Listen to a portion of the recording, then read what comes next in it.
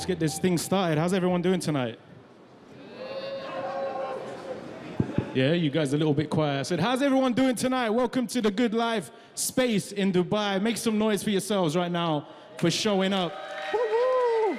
Yeah, one of the first events since the whole world's been going through some madness. So it's really nice to see everyone together in a space and get ready to have a chat. See a lot of cool faces, familiar faces out here. Got Presidente in the house. Got Les Benjamins in the house. Pavan, Parvene, Stav. So we're gonna kick this off. Edmund, I see you. Let's get this started. We're here today to talk about an iconic brand that's been around for over 100 years, actually, survived the test of time, and has gone from a six-man team in a factory to over 5,000 employees worth over $4 billion. So let's see how the brand got to that level, and let's kick it off. First of all, I'd like to introduce our panelists. Give it up for Kris, aka Dozign, in the building. Rami Afifi, and my main man Fred over here. So these guys are all New Balance enthusiasts. They're going to be talking to us about their passion and their love for the brand that represents a lot of things: tech, comfort, stability, control. So much goes into this shoe. When you look at it, you wouldn't think it, but this is like the first shoe that broke a lot of landmarks and boundaries in the shoe game. The first shoe to sell for $50. That sounds crazy right now, right? The first shoe to sell for $100, and a lot of other stuff. So let's kick it off with Dozign. Make some noise for Dozign, everyone. So Dozign, aka one of the founders of Soul DXB. Give it up for Soul DXB, everyone, right about now. Come on. You've been here for like 26 years. You've seen this place grow. Yeah, from a desert landscape to what it is now. So that's what Dubai basically is back then. So this is how it feels to be in this panel. I'm always one of those guys sitting behind those chairs. So it feels different. Yeah, but shout out to Good Life. That's what's up. Making this happen. So you're a creative designer by trade? By trade, yes. And a sneakerhead and street culture enthusiast. That's according to my bio, correct? Yeah. According to the bio. Yes. So, yeah, man, I've known you for a while now, and I think you're one of the first New Balance heads, or one of the only New Balance heads from way back in the day. Like, way back in the day. Yeah, I think Instagram wasn't even popping off. Yeah, I think after I created the Soul DXB page, I did the New Balance page, UAE page after. And I think when we had the event here back then, the second Soul DXB, one of my key collection was just all New Balance. And if you guys remember, if you were here about 2011, I believe, 2012, we did a customization with Nash back then when we turned a 1500 and a Visvim FBT. We merged them together just for the sake of just the love for New Balance, and I love Visvim too. So we just had it made for that during that day. That was sick. Now, I think you guys were one of the first people to bring Nash out here. Yes. And he was in the Good Life space, I think, a while ago. Was it the Good Life space back then? I can't remember. No. He was here recently, I believe, right? Nash. Yeah, he was here. So let's get back to New Balance, and let's talk heritage, man. First of all, wait, before we get into that, what got you into New Balance? How did you fall in love with the brand and with this shoe? It's just like everyone was just rocking Nikes back then or Adidas, and there's this brand that I used to hate back then when I was growing up.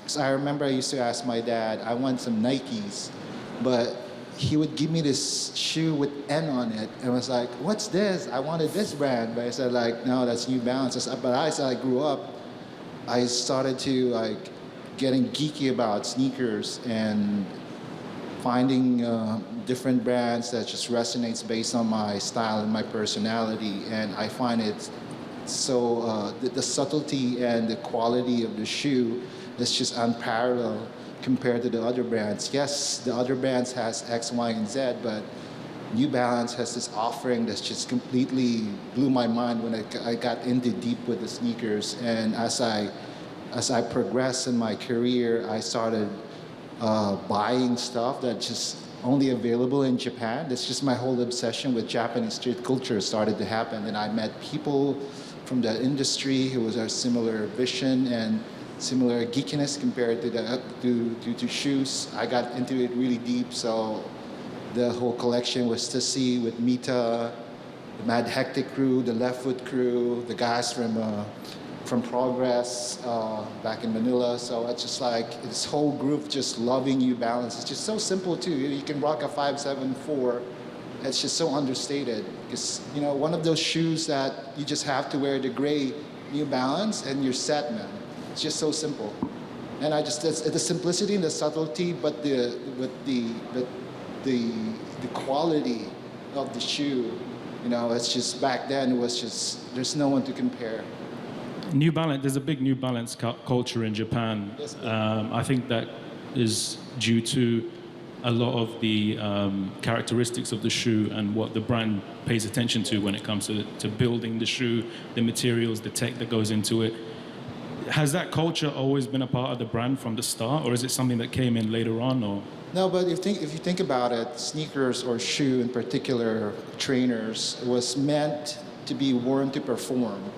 So when you're a runner or a trainer back then, you used to run with the 990s, the V1 back then. So if you think about it, if you're back in Tokyo or in a city, a metropolis, you tend to walk, we talked about this yesterday, you tend to walk for 4 or 5 hours just changing trains or, doing what you want to do back then, all around the street. So the most ideal choice back then is to wear trainers. And one of those successful trainers back then to be worn was New Balance because they had this end cap sole. You look at your New Balance now, I don't know if you have end cap sole. It's one of those things that New Balance pioneered. And it's just so comfy when you wear it. I mean, he wore it for the first time. It's like, whoa, this shoe is just so comfortable. It is. So the more you wear the shoe, the more it gets comfortable, and it's kind of like it molds into you, molds into your foot, and it's just I don't know. We can geek out about how comfort New Balance, and it will take us 4 hours or so. Dude, it's like a catcher's mitt. Like when you put your foot in it, and it just. It's especially me. I'm flat-footed, so. And I always want to look, when I look down on my feet, and it looks like my feet are small and slim, that's what New Balance do. Fit has always been a big part of the brand. And the 3 different soles is the end cap, C cap, and the absorb, right? So and the roll bar. Yeah. And it progressed from the beginning. Yeah. The development of the technology, the materials going into the shoe. Technology is another topic that we could talk about, but I have my 2 panelists here who want to talk more about. We can jump to them in a sec. Just one thing I wanted to ask you is the shoe started off as a shoe for runners, and then it became like a super lifestyle shoe. Let's say underground, like the creme de la creme of sneaker culture started to jump to New Balance more and more, right? What do you think made that? Was that the collabs? Was it the appreciation for how the shoe's made? Well, there's a lot of components when that happened, and I think I wouldn't say it would be just collabs because New Balance back then was already selling a chunk of shoe without any collaboration. Unless you were into New Balance, you would know this collaboration exists. But they have this, we would call this GR models, already selling, like the gray 990s, the 1500s, the 574s, the 998s, all the OG colorways already selling. And some of them, if you're really collecting New Balance, you're like, I want to get hold of these old models, especially the ones made in the UK and made in the USA, because it stood the test of time without having any collaboration. I think collaboration is just adding the cherry on top, based on my opinion. And I always like sneakers that's just understated and not too loud. But when you see it on a chino or a jeans or a pair of white shirt, basically a New Balance shoes is a gray hoodie. You're always gonna wear it. It's a white T-shirt. It's a 501 jean. That's what it is. End of the day, it's your go-to shoes when you need to go out and you want to get comfy, and you want to hang out with your friends, and you want to get stylish. Period. Speaking of GRs, there's US made, UK made, and then there's Asia made. What's the difference between these three things? Oof. It's just the models basically, and the quality. The Asian made, I don't want to get around who's better, but you can tell based on the construction. They're more mass. The Asian made are more mass. It's more core. Understanding the business of shoes is, you have to sell to make more of this kind of stuff. And, but if it's the American and the UK made, it's just, for me, it's more premium looking. The materials are more better, especially the one in the 990 that comes from Boston. It's always like on top of any shoes being made around Asia. It's just like it's just based on the model and the quality and the craftsmanship. That's just based on my opinion. Are they all handmade or only certain factories? The Flimby one and the one in Boston are still, there's a part of it still being handmade. Of course, there's the machinery involved, but stitching is still done by hand. So yeah, those are the difference. That's what's up. So I was saying that this shoe is like a lifestyle shoe, creme de la creme, but it's also known as a dad shoe. You're a dad as well, right? Yeah, so what do you think? Like, obviously it's not literally the meaning of a dad shoe is the look, but as a dad that wears a dad shoe. How do you really define a dad shoe, to be honest with you? I don't know. Comfort. Let's ask. Right? Like, how do you define Functionality. Mow your lawn. I think that's for the dad, but for the culture, it's like a certain look defines a dad shoe, right? It had that big jump of calling it a dad shoe because, during Fashion Week, these kids were running out wearing New Balance 990s, and they're like, oh, it's so chunky, it looks like a dad shoe. They had this thing that it looks like a dad shoe, but I don't really consider it a dad shoe. I still consider it a trainer. It's one of those technical trainers, just way ahead of its time. But if people want to call it and label it one thing, it's up to them. It's kind of cool, actually. Dad shoe. It made dads cool now. So. True. I think the dad look, I don't know if it's over yet, but I think it's been over for a minute. But speaking of dads, Rami, you're also a proud dad. Yes, sir. Yeah, you got two little ones waiting for you right now to go home. I skipped bedtime to do this, so, this better be worth it. So, Rami Afifi, everyone. Give it up for Rami. Half Egyptian, half Palestinian. Any Palestinians in the house, make some noise. Whoop, whoop.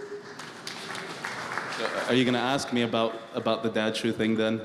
Okay, why don't you tell me, like, what's your interpretation of the dad shoe, or what a dad shoe means to you, or how you relate to the product as a dad? I mean, look, I kind of became a dad a year before the dad trend started coming about. And it was perfect timing. I remember walking into like a warehouse store of an undisclosed competitor brand and wearing their dad shoe for the first time. One of those shoes that comes in like wide sizes. You love them, I remember. Yeah. I mean, I was wearing that shoe all the time. It was the first time in my life that I had a shoe that was completely disposable. Like, I didn't care if my kid threw up on it. Like, I didn't care if I wore it to a festival. I'm really precious with my shoes, especially when you have like a pair of like really nice suede or nubuck, and that like if they get a tiny bit wet, they're just destroyed. It's gone. Yeah, so like it was the first time getting a shoe like that, and I think, like Kris said, it's unfair to call the New Balance a dad shoe because the materials are so premium that you kind of don't want to ruin them, but when you do wear them, it has that same feeling of the dad shoe. It's like the shoe you put it on and it hugs your foot, and I don't know, I remember the first time I put on a pair of New Balance, I was so blown away by the quality of it all. And so that kind of converted me because I wasn't always into the aesthetic, but I mean, with all of my favorite things, I was never into them from the very beginning. Like punk music, for example, the first time I heard it, I was like, this is garbage. People don't know how to sing and like, you know, whatever. And as I gave it more listens, it kind of just became, like it grew on me and then it became a part of my identity. So I think with these kind of shoes, it's that kind of thing. And I kind of want to segue actually into fast fashion because I think, you know, we're talking about quality and stuff like that. Yeah, I mean, I wanted to just add something to what you were saying. Like, I think the first New Balance I picked up was in like 2013, the C-Note. I picked it up in Harajuku, baby. And you wore it to a nightclub. I was so mad at you, bro. I kind of regret that. I was watching people, they were about to step on your suede shoes. The suede got a bit damaged, bro. But, so that was before the dad phase, whatever, like everyone was into all of a sudden. So I never saw it like that. But New Balance own it anyway. Like one of their slogans is worn by supermodels in London and dads in, is it New York or Ohio? My bad. Ohio. Yeah, so like they own it. And I think that's what the brand does anyway from the beginning. They've always owned, like they're really about what they're about, you know? So yeah, I just wanted to add that. You can segue now, bro. Cool. Yeah, no, so I was just going to say, like, we're talking about the quality and everything, and I've kind of gone through this realignment of my purposes as a person, you know? Like, I used to be really obsessed with just buying as much crap as I could. You know, like, it was more is more, you know? That's true, actually. Yeah. I always question his decision when it like comes a new outfit every day. And I was like, what is the point of this? You know, you get to a stage and, you know, especially, again, having kids, like, you start to think about the impact of what you're Reality doing. check, yeah. Yeah, like, global warming, you know, like, all of this disposal, all that stuff. And I'm like, honestly, like, what is the point? I have all these amazing shoes. I have a great collection, but I can't, like, really take part in it, you know? Like, I just sit there and look at them on my wall, and I'm like, what was the purpose? And eventually, actually, I went off and I was like, I'm gonna just focus on quality over quantity. And I remember when I bought, like, I was just like, I'm gonna spend as much money as I can to get one of my, like, grail shoes. And as soon as I got that, like, maybe 80% of my collection became meaningless to me. But that's kind of like now, when I come to buy shoes, like, I'm not excited about hype anymore, but when a New Balance shoe comes out, I'm like, you know what? Like, I will pay resale for this shoe because it's actually probably worth that resale. You know, like there's other brands where you buy that shoe. And it's not that expensive compared to that grail shoe that you have. No, definitely. I mean, like this pair, like I'm wearing the Bodegas. Like these just came out, and I bought them off eBay for $20 above retail. Like that was the resale. Like it's honestly, it's criminal that they were that undervalued, but it's kind of amazing because for me, like now, I just want to be able to buy shoes. You know, I'm not about like standing in a queue. I'm not about pulling favors or whatever. Like, I'm too old for that now, you know? I just, I want to have nice stuff that I can just go and get. I want to walk into a shoe store and buy the shoes, you know? I don't want to have to, like, give someone a massage to get, like, a pair of shoes. Like, what's that all about, you know? I don't know who you've been getting shoes off, bro. Dodgy people. Foot massages or what? Yeah. But you were touching on some points which kind of, for me, touch on sustainability, and me and Kris were talking about that yesterday. Like, sustainability isn't just about like environmentally friendly; it's also about a couple of other things. And I think as a brand, New Balance does try to keep it as sustainable as possible, right? They don't have to change anything about the way they work. You know, a lot of companies are coming out now and being like, oh, our quality is much better, you know, wear it for longer or whatever, you know, don't dispose of it, when like a week before they were saying, oh, buy the next trend. Oh, and here's a new one that's come out this week, and here's another one. So like, I feel like that makes the brand more authentic because the quality is so good that they've never had to like change their message to the people. Speaking of messages, you work in a tech advertising. You work in a tech company. Yes. You're an artist. You do campaigns. How do you relate to not only the way the shoes designed from the colorways, but also to like the campaigns that New Balance drop when they drop them? I mean, I think they've been doing such great collaborations in the past few years. You know, like they're getting these partners that are, you know, like all respect to the store collabs from back in the day. I think, you know, Concepts were doing great storytelling, and so were, you know, every other brand, Kith, all these. But like, I think now what they've done, you know, especially with like Aimé Leon Dore, Salehi, like Casablanca, like, you know, when you come and design a shoe, like there's such a strong concept behind it. There's such a good story that like automatically you get this amazing product, but then you also get amazing supporting product. And even the campaigns, like when you look at it all together, it just feels so well thought out, so unified. Like, I think that's kind of amazing. You know, I feel like a lot of other brands have to force this like authenticity in terms of what they're trying to sell you. Whereas here, you know, you see the Casablanca shoe and it feels like it's part of this like Moroccan tennis club from the 60s. Like, you know, there's a vibe about it. And, you know, like I was listening to actually Joe Grondin talk about the, when Kendall Jenner wore the Casablancas, and they were like, you know, did you have to pay her? They're like, no, we sent her the product and she liked it so much that she put it on. Like, I think that's testament to a good... There's a lot of people that rock it, like Steve Jobs. They designed a pair for Barack Obama. You know, like they do this, they do what they do. You were talking about like fast fashion, and that's something that is obviously dying down now, but kind of like the whole hype, especially for the new generation, I don't know what they call them now, X, Y, Z, LMNOP, whatever, like the new gen, right? So, and going on to this point, that's what I want to introduce Fred.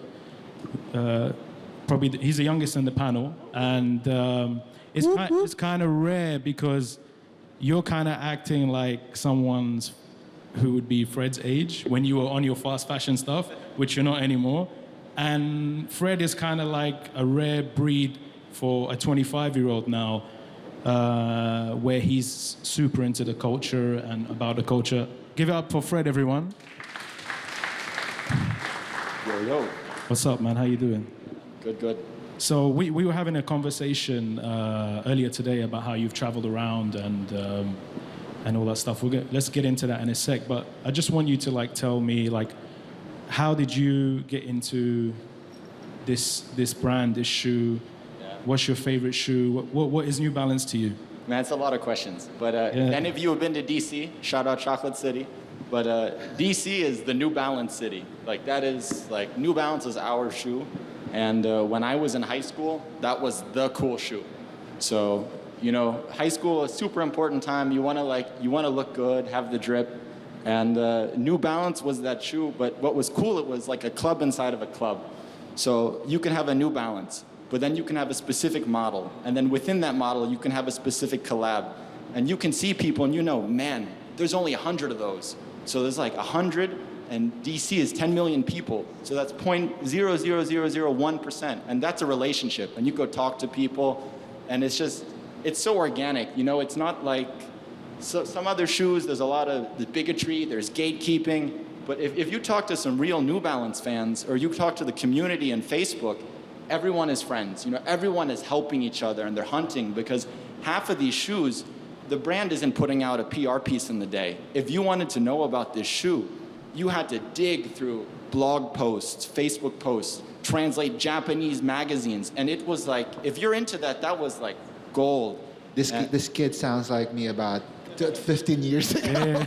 Yeah, dude, you're definitely 40, man. You're not 25. Yeah, what you're saying reminds me of like in the UK in the late 90s, if you wanted a pair of shoes, you had to wait for this guy that travels to another country and comes back with like 2 suitcases, and you're like, yo, let me get these or let me get those. Yeah, exactly. And then in the early 2000s, it moved into more like you needed to know the right people, you needed to dig, you needed to conversate. Yeah, exactly. Whereas now it's like a couple of clicks on a button, or you download an app, you pay resale, or you wait for it to drop. So you're not really about that. You're more about what it used to be, which is not really, it's quite a rare thing for. I mean, everyone has their lane. 21. Right? Like if you know, some people, they want specific shoes, that's cool, get that shoe. But what always turned me on was like, you know, you can go on StockX and click bid, but if for certain shoes, I know I had to put in the work. And that was always like, to me, the hours you spend Googling. The journey.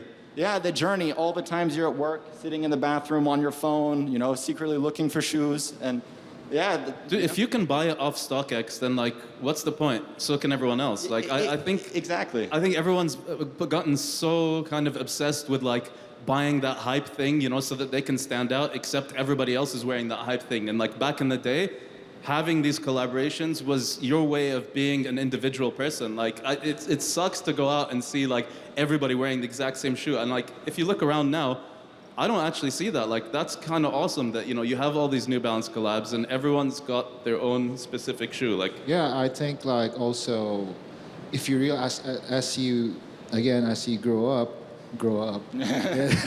which really doesn't happen to everyone. You start to realize like the next cloud is just around the corner. Yeah. And there's always going to be that next, like, this shoe or so-and-so's worn this one.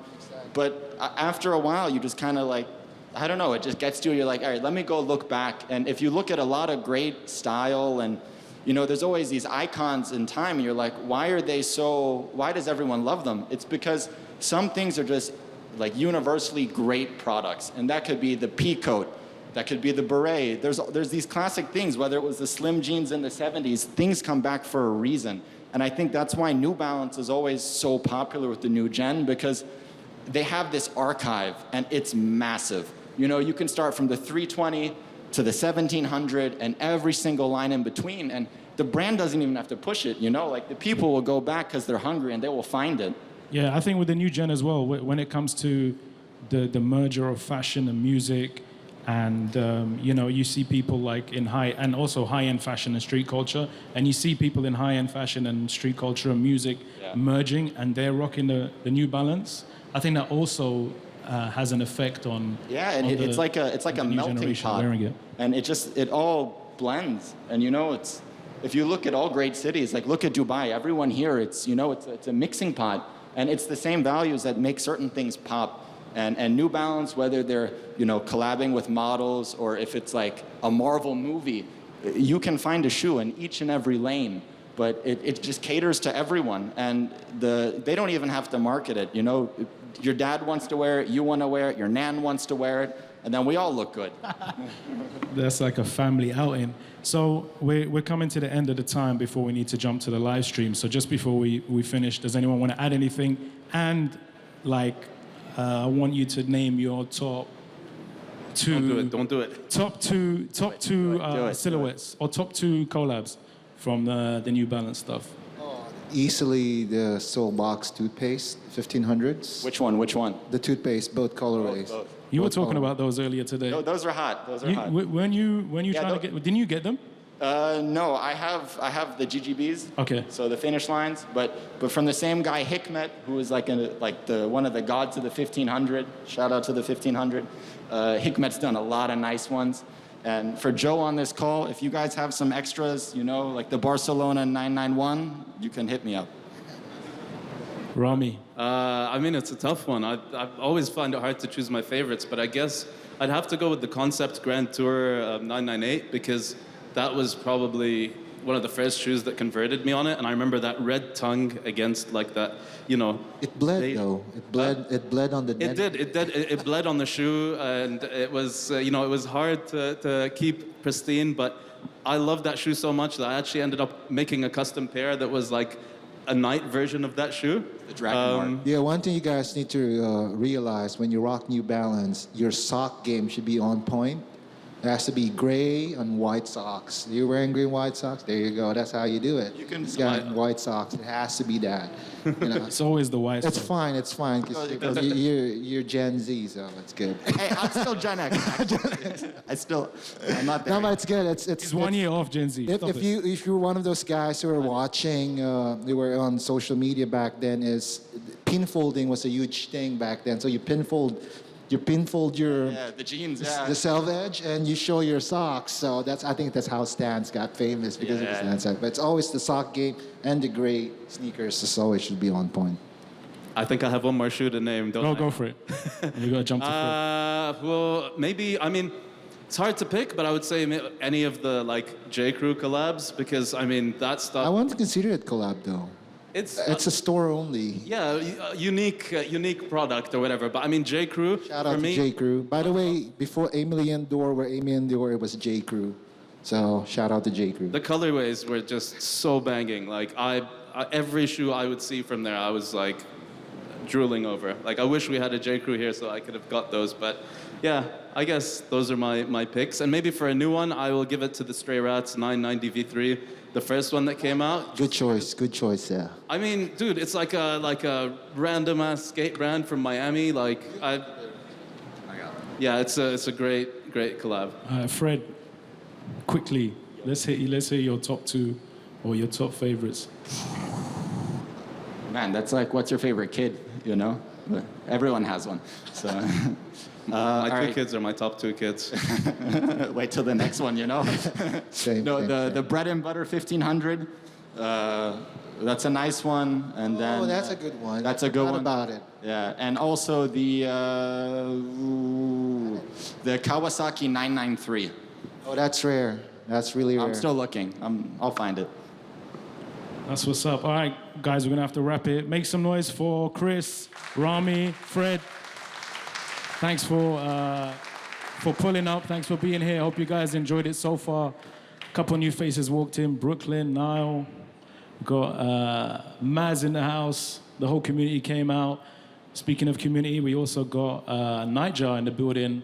And on the ones and twos earlier today, we had DJ Shadi representing the Flip Side. If you guys want to buy some vinyl, get over to the Flip Side. Shout out to Shadi. The realest record store in the region. So make sure you go check that out. And of course, we're here at The Good Life, and we're going to be joining on a live stream with Joe Grondin, the senior collab and energy manager at New Balance. And from Hypebeast, we have Rob, the managing editor, and they're going to be joining us, I believe, on this big, can I have this screen after? Like, put it in my house or something. They're joining us live. Grondin's in Boston, and Rob is in London. Make some noise. They're going to be talking about the brand and the collabs that have been going on and a bunch of other stuff. Hey guys, can you see us? Can you hear us? Yeah? Maybe. Hello, are we on? Yes, you are. Yes, someone's giving We're good. Okay, I'm gonna go ahead with it. So thank you very much for having us. It's a real shame we can't be there in person with you all. We'd obviously much prefer to be over there with you. But this is our new reality, sadly. So as we just said, my name is Rob Nowill. I'm the managing editor of Hypebeast in Europe and the Middle East. So I just wanted to quickly start by saying thank you to the Good Life space in Dubai and to Kareem for having us. It's a real pleasure to be able to do this with you guys. We at Hypebeast have been covering streetwear globally for over 15 years. And we've seen huge shifts in the culture during that time. And one of those really interesting shifts over the last decade has been the rise of the Middle East as a region for streetwear and how significant it has become as a really meaningful streetwear community. And we launched Hypebeast's own dedicated Middle Eastern Instagram channel a couple of months ago. So check out Hypebeast Arabia if you haven't already. It's just at Hypebeast Arabia. It's a really, really growing focus for us as a publisher. So we're really excited to hopefully one day we can come and be with you all in person and meet you properly. So as we said, I'm going to be joined today by Joe Grondin, who is the Senior Manager of Global Collaborations for New Balance. And I think as an interesting starting point here, the last speaker, we were listening in and they said that, historically New Balance has always been a brand that's kind of a club inside a club, and that you really had to dig deep to find them. It was kind of a real if you know brand. And I think one of the shifts that we've really seen at Hypebeast has been this real kind of evolution and explosion of the brand over the last 24 months. I mean, we rounded up December of last year when we were doing our roundup of the kind of biggest streetwear moments of the year. Our sneaker roundup basically just said that New Balance dominated the year and nobody else even came close. So I guess a good starting point, Joe, is from your perspective, what have the last 24 months been like at New Balance? Are you feeling that momentum? Does it feel that way from the inside? Yeah, for sure. I mean, it's been kind of a crazy shift. I know we spoke the other day, but like 3 years ago, or even 3 to 4 years ago, we didn't have even a collaboration team or any dedicated people on the business. So it's been a lot of proving to the company that this stuff works. And, all through proof of concept, and it's just kind of gotten bigger over time. And now we're seeing not only like the volume of these projects grow up and like the recognition grow up, but now our whole inline business is like just, we can't supply as much demand as we have in any of our factories right now. So kind of champagne problems, but yeah, it's been like a huge shift for the brand. And I think a lot of people are attributing to that, to what we've been able to do on the collaboration side. But I think at the same time, like our design team is probably the best it's ever been. We have kind of all the right people in place to kind of lead the inline business as well. Like we're seeing, like we saw with like the 2002 protection pack that came out, like even inline is becoming like a hype thing for us now. So yeah, it's a massive shift. You came into the brand about 4 years ago, right? So I joined New Balance 7 years ago. Sorry, that's 4 years ago. Yeah, 7 years ago, I joined the lifestyle team, and then I started kind of like owning the collaboration piece about 4 years ago. And that, I guess, the first kind of projects that came to market started in 2019. So like everything you've seen from 2019 to now has been kind of like the new strategy that we've built, over the years. And how would you describe that strategy? Because as you said, kind of going in, you were kind of starting from nothing almost. In a way that must be a blessing if you're not going in with such an established set of cogs that you have to hit. But at the same time, it must be kind of daunting in a way to go into a brand where you have total carte blanche in terms of what the collaboration strategy looks like.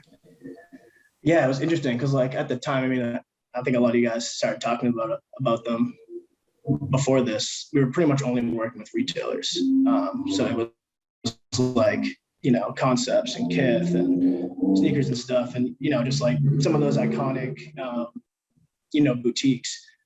But obviously we saw like the whole landscape shifting and like especially like just with the rise of social media and everything, influence started really coming from these brands and these influencers and these just creatives in general. And we knew that we had to, if we were gonna like make it in this industry, we had to adapt. So yeah, it was in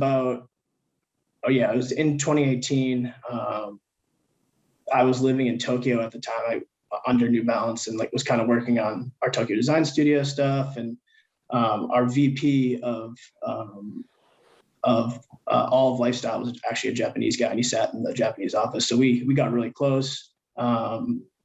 And I've always been interested in like the streetwear space pretty heavily. I was always kind of pushing the collaboration angle, and eventually I kind of just pitched a kind of framework and strategy to him. And he was like, all right, let's try to run it.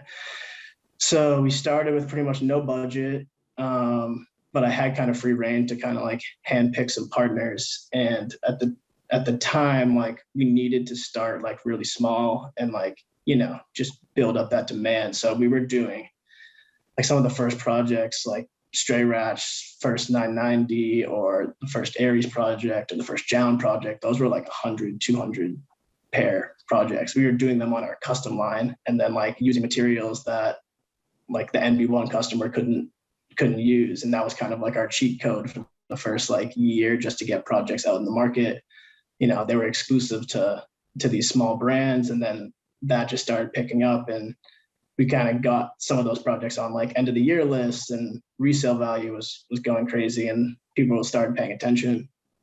And then as that kind of happened, the team grew a little bit, and we really just kind of like started handpicking these brands. And I think like we're, as New Balance, striving to be like the sportswear brand with the best taste level, I'd say. Like we're trying to, like, if it feels forced at all, we just don't do it. We say no to a lot of things. And I think that's probably one of our biggest strengths. But yeah, it's like the overall strategy that's gone throughout the years, kind of like handpicking these brands that are occupying different spaces within the fashion kind of spectrum. Like you have we got like an Emily Undor when they were kind of in their infancy, and that kind of was our kind of premium, menswear, streetwear brand. And then we get a brand like Stray Rats, which is like a DIY kind of graphic t-shirt brand from Miami that's kind of built out of like hardcore music. And then you have, like a Jound, which has its own kind of audience that existed online. So every brand kind of occupies their own space, and there's not much overlap. So I think like from a strategy point of view, it's really kind of, just trying to occupy as many subcultures as possible that kind of connect to sneakers in the highest like taste level, and picking those authentic brands that do that. Yeah, and you mentioned there that you tend to catch a lot of people kind of on the way up in terms of brands. Like often it's I mean, a lot of the big sneaker brands, I guess, do some kind of lines with emerging designers, but it seems much more central to the New Balance ethos is you don't work with people once they're already huge. Is that a very deliberate thing for you guys? Yeah, for sure. It's very deliberate, and I think moving forward, it's kind of one of our biggest obstacles is trying to like maintain that, because we're obviously getting approached by some of the biggest brands in the world right now, and we're obviously taking some of those opportunities, but at the same time, we're trying to, have that balance where we're introducing new brands to the market. Like I think a good example is like Bricks and Wood this year, small brand out of LA that I just had a relationship with the owner Casey for a little bit of time, and their aesthetic just made a lot of sense to us, and we we're like, all right, well, we want to push it, and their story just resonated once we kind of put it out there. And like I think we kind of pride ourselves on being like a springboard for some of these creatives, because when you're able to show consumers something new that they haven't seen before, or like introduce them to a new look or a new kind of art form, it's often more impactful than partnering with a brand that they've seen on their feed or whatever for the past 5 or 10 years. So I think curating those brands and like almost like having that discovery element for the consumers is like a massive part of our strategy. It's a really it strikes me as well that it's also a really diverse roster of kind of brands and creators within the kind of New Balance family, not just in terms of background and race and all those kind of things, but also in terms of aesthetically. You've got somebody like Sharaf Tajer from Casablanca, you've got somebody like Salehi Bembry, you've got somebody like Joe Freshgoods, you've got somebody like Jaden Smith, all of whom have a very different outlook on style and design and aesthetics. So is there something that you're looking for with a collaborator, or is it a bit of a kind of intangible thing? Yeah, I mean, it's hard to like pinpoint that thing, right? But I think it's like a lot of brands that we work with have like really loyal fan bases, and like the engagement of how they interact with their fans is super high, and that's something that we look for. So I said that's consistent, but also just like,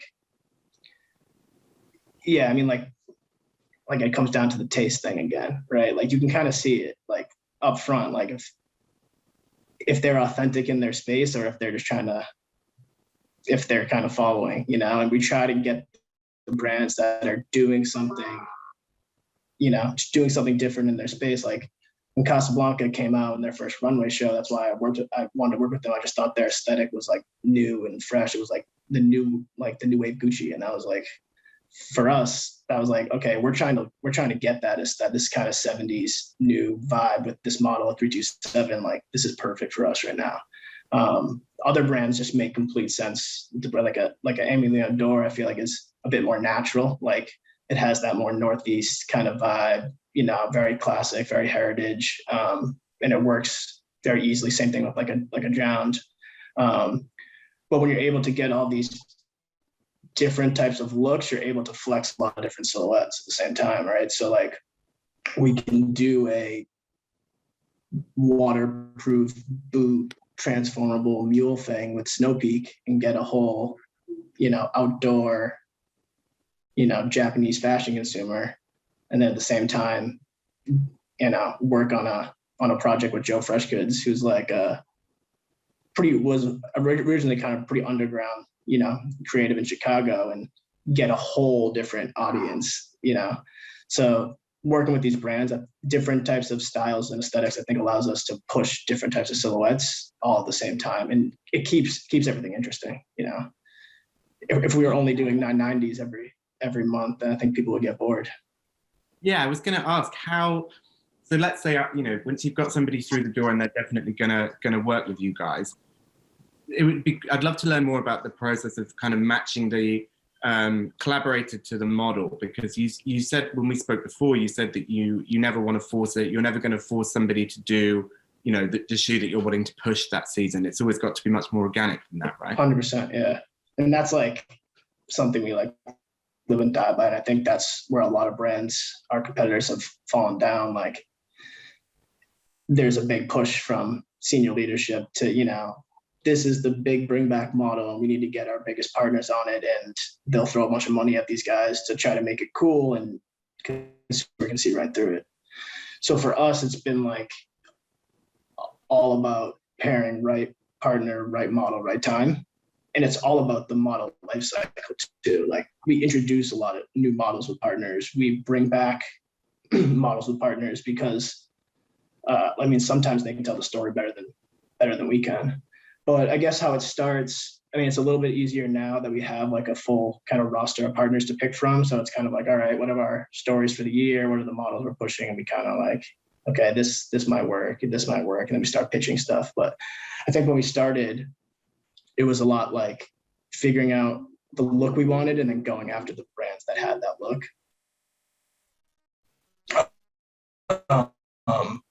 But in general, I think like, and this is a lot of it's based on lead time, but our Made in USA stuff is the longest lead time with regards to development. And it's also all the product that everyone always wants to work on. Like, everyone wants a 990 or a 997 or 998 or whatever. So we plan made first, and we kind of match up.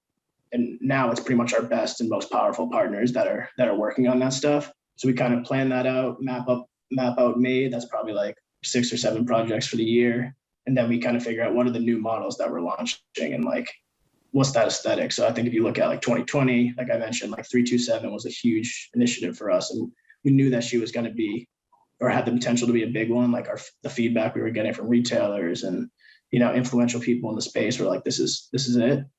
So it was really finding, you know, like I seeked out Casablanca for that model, where other brands, we like a Salehi, for example, we just knew we wanted to work with him, and we brought him into the office and we gave him a bunch of options. We just liked his style. We knew he was going to be like a next up guy, and we landed on the 2002 like kind of randomly, to be honest. But then once we landed on it, we were like, all right, let's go full steam ahead. Let's make Salehi the essential launch for this model, and you know, and it worked.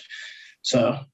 Yeah, it's always different with every partner. You know, sometimes it's like a true pitch of a model. Sometimes it's more of a, you know, they get a few options, but it's pretty much how it works. And how about the kind of in terms of what you're kind of choosing to rework from the New Balance archives? Because obviously it has such a kind of revered lineage of like models that, as you say, certain designers will just always want to work with, and that certain customers are always going to be drawn to.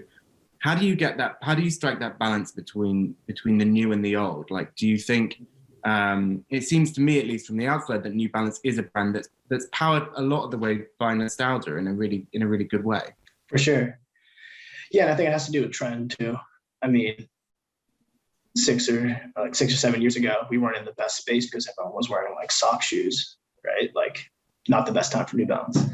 But now that like everything's getting a bit more classic, this like it's really about defining what the classics we are, what the classics we to put out are, and then which ones do we want to rest? Because in the past, we hadn't done a good job of like franchise management and like knowing when to rest a model. And, you know, we were scared to rest a 998 or a 997. But now, you know, we have heat and other stuff where we're able to do that. So then the next time we bring those back around, they'll just be bigger. So I think it's like picking your kind of 4 or 5 models.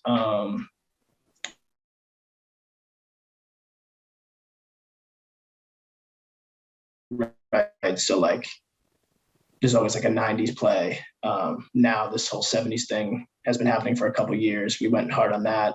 but now there's a 2000s runner thing happening. So like we can have all archive product and still represent like 3 or 4 different looks.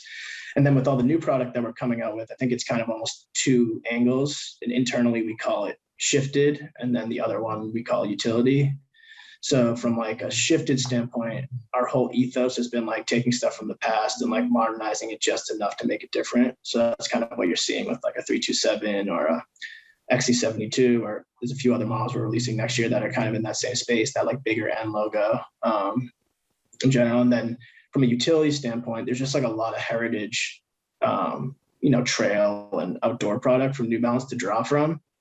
And I think with like our Tokyo Design Studio product line, the opportunities and the possibilities of just doing new stuff is a lot easier because there's no really pressure on like volume, and we're able to explore a lot of like new upper constructions. And so like partnership like Snow Peak, like I mentioned before, we just have kind of free reign to just create, and I think like we're launching Stone Island in a couple months, and people are going to be surprised on how we approach that, coming through the Tokyo Design Studio lens. So yeah, I mean, it's good to have a mix. Like in the past, we didn't really have too much diversity in our product line, and now if you look at what's coming out every month, it's a lot of different looks, and I think that's really important. Thanks, guys. I wondered on that point. I think it would be interesting from a standpoint in terms of what collaborations can look like and how they can come about. We talked a little bit yesterday about how the Casablanca collab was sparked, because I think that's a really interesting example of how New Balance kind of brings in collaborators in a way that's very different from maybe some of your rivals. So maybe you could like give us a little bit of background on how the Casablanca one came about too. Fine. Yeah, so that started, we were in Paris for Paris Fashion Week. I think it was January 2019. And I believe it was Casablanca's first big runway show in Paris. Like they were a very new brand. I had no idea who they were. But we were walking on the streets and we saw like their wheat paste posters everywhere. Casablanca, and just like this amazing photography and just aesthetic. And it was just around the whole city. And I was like, what the hell is this brand and why does it look so cool? So we're just kind of like noticing it firsthand, and then, can do some research pretty quickly, while we're walking. And you kind of figure out, okay, this is a new brand, but then you start to hear like Sharaf's story, and he used to be a co-owner of Pigalle. And obviously they've had a ton of success, and it's like, okay, maybe this is the new thing. And then their show happened, and like everyone was there, like from Virgil to Jerry Lorenzo and all these guys. And she's like, okay, so something's happening here. We should probably explore. And they just had, like I said before, they had that like 70s kind of nostalgic, like a bit extravagant aesthetic that we were kind of going for our biggest new model next year. I was like, okay, this could be cool. So I found Sharaf on Instagram, DM'd him, and just kind of wrote him like a paragraph on like who we were and like that we had interest, see what he thought. He basically just came back and was like, I'm a Nike guy. Like, why would I do New Balance? And I was like, all right, well, let me tell you why. I basically just told him, like, if you go to Nike, you're going to be in a stable of a bunch of big fashion brands, and you might not get that, you might not get that shine. Whereas with us, we have like one runway partner in Junior Watanabe, which is very classic based, and you would be, our hero fashion brand. We'll let you launch a new model. We can be smart about distribution. We can only sell to, the best retailers in the world.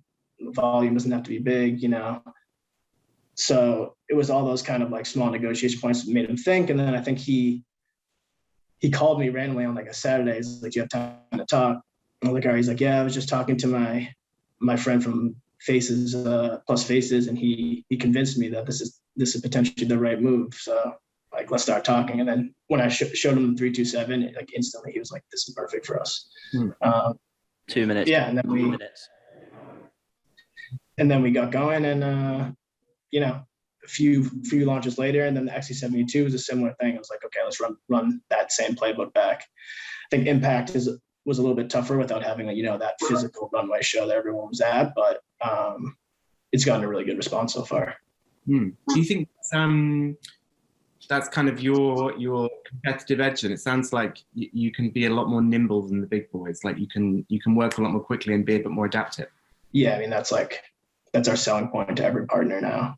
Like there's no like, if we want to do something, there's not many like levels of approval that I have to go through to kind of make. I don't have to pitch it to anymore because people trust us. So like, we can talk to someone one week and the next week we can start designs, and like being able to move quickly, and like these creatives are like, we're giving them a lot of creative freedom. And once you do a few of those projects with some key people, like everyone talks in the industry, right? So like when someone says they have a good experience with New Balance, that word travels. And when they're not having good experiences with, some of those competitor brands, that news travels too. So we've been able to kind of get a lot of people on board just from kind of the service and like relationships that we can provide.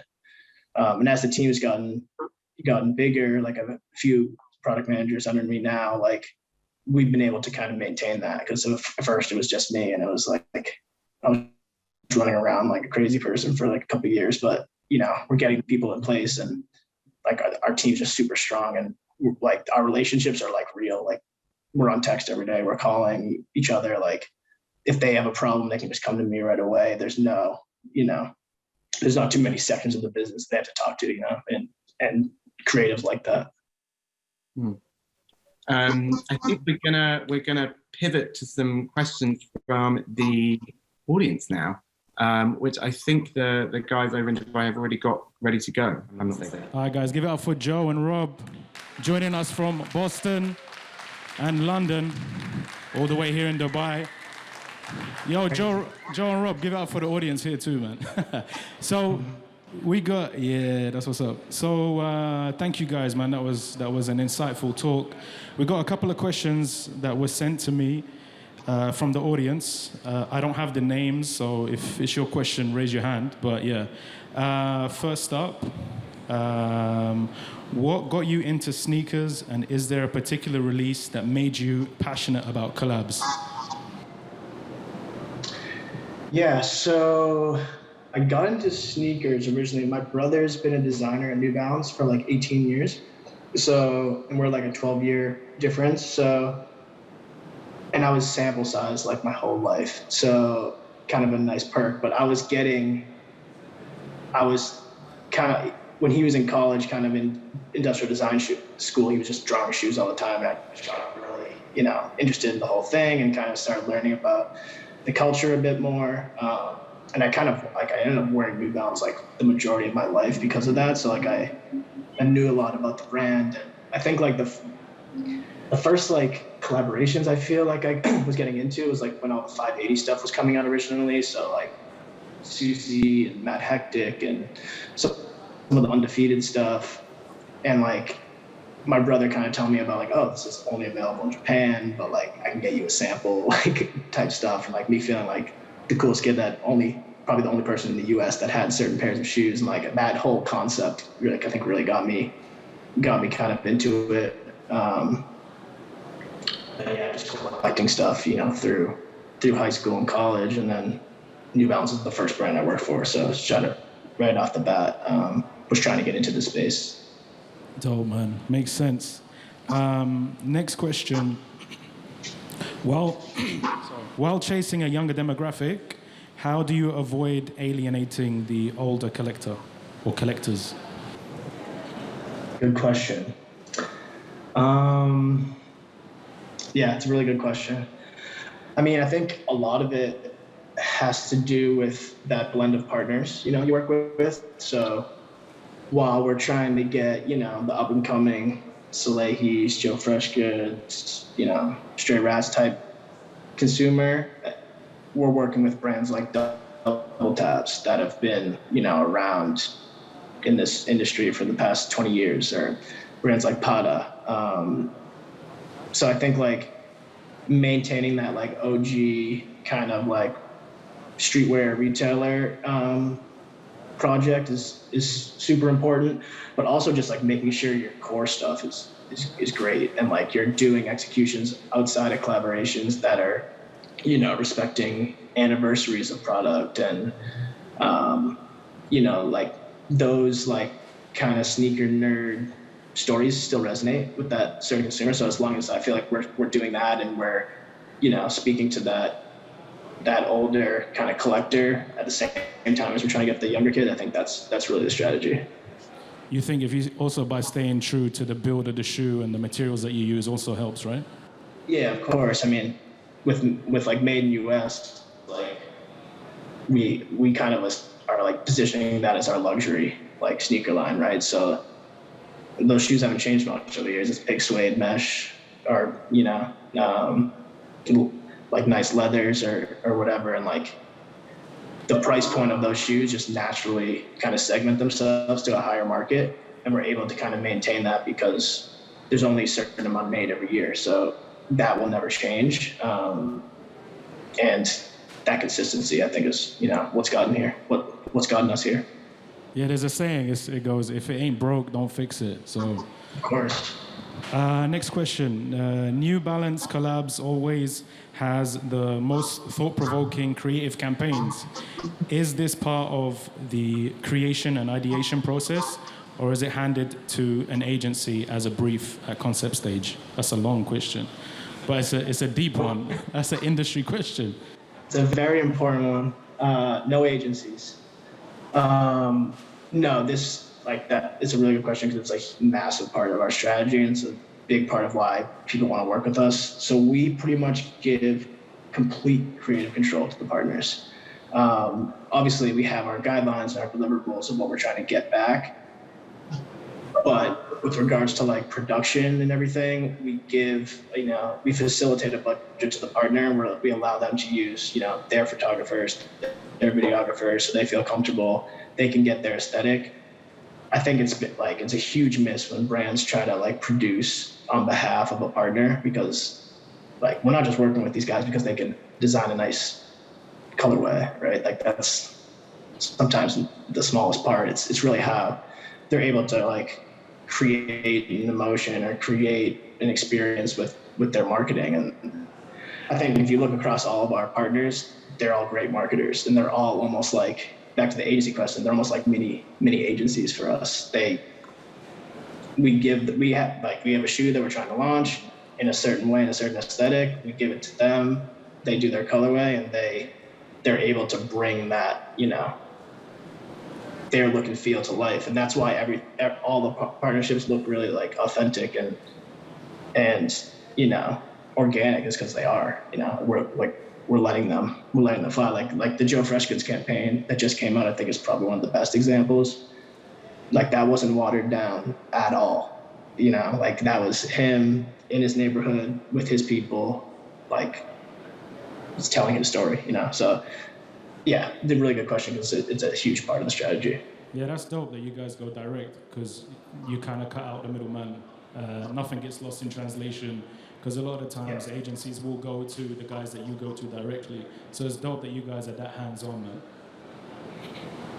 All right, next up, which collaborating partner do you have most fun with, and why? And would you ever consider collaborating with an artist from our region? Which partner do I have most fun with? Which collaborating partner do you have most fun with, and why? A tough one. I'd probably say, just because it's maybe like one of the longest standing partnerships, and like one of the ones that kind of jumped us off in this space, and that we've explored a lot of different things, probably the Amy Leondora relationship is probably like the deepest, and like I've seen them from like a very small brand grow into like this like massive kind of fashion brand. Like their team, since we started working with them, the team's probably quadrupled, or, you know, 5x. So seeing that progression and like working with Ted like really closely, and obviously we're bringing him in, you know, as creative director for Made in USA moving forward. So I think that relationship is just like a pretty special one. And like I said, like we've done everything from a Made in USA shoe to a retro runner to we brought like, you know, the 550 back, which was a shoe that no one even, you know, knew about. So yeah, I'd probably say that. And then with regards to the Middle East question, of course, I mean, I personally don't know enough about the culture to tell you who that artist is, but if we got approached by the right person, then we like their aesthetic, we would obviously be open to it. We'll be in touch. All right, last one. Do you think the resale market is driving the collab industry? And then that's it. I don't think it's driving it 100%, but it definitely has a huge piece. It's a big piece of the equation. Like this whole thing is supply and demand. You can make something hot that's not even hot by doing a limited amount of pairs.